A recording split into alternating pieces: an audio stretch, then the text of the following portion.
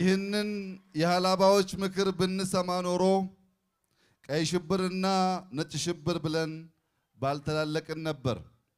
ከጠረጴዛ ርቀን በረሃ ወርደን ባልተገዳደልን ነበር።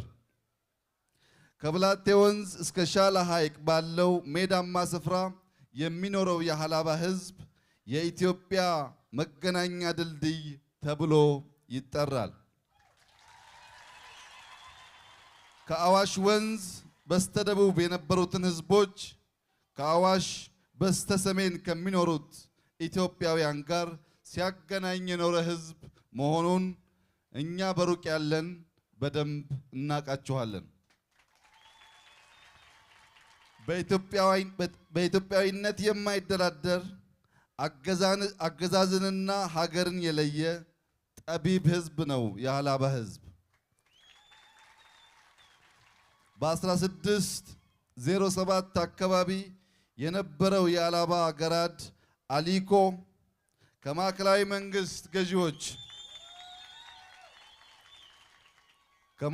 መንግስት ገዢዎች የማይስማማ ነበር።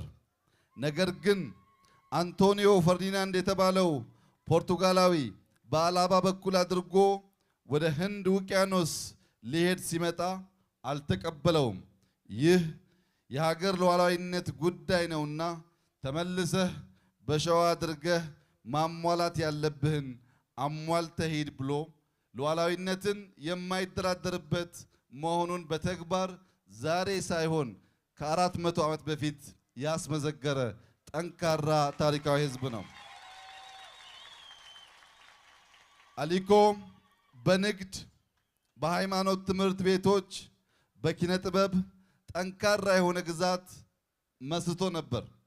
ከዚያ ዘመን ጀምሮ የታወቀው የሃላባ የቤት ማስዋቢያ ስዕሎች እስከ ዛሬም ዓለምን እንዳስደነቁ ከዛሬ ጀምሮም ቤተ መንግስት ሊገቡ ተወስኗል።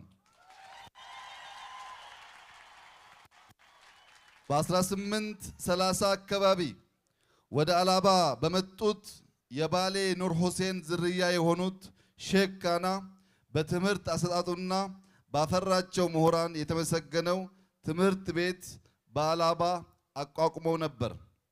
ሃላባ በ1628 በታተመው ጉዞ በአብሲኒያ ውስጥ ወይም ቮዬጅ ሂስቶሪክ ዲ አብሲኒያ በተሰኘው መጽሐፍ በታተመው ካርታ የሃላባን ስርወ መንግስታዊ ግዛት አካቶ መገኘቱ የሃላባ ሕዝብ ለስነ መንግስትና ለሀገረ መንግስት ግንባታ ያበረከተው አስተዋጽኦ ከፍ አድርገን እንድናየውና ለመማርም ወደዚህ ጎራ ማለት አስፈላጊ መሆኑን ያሳየ ሕዝብ ነው።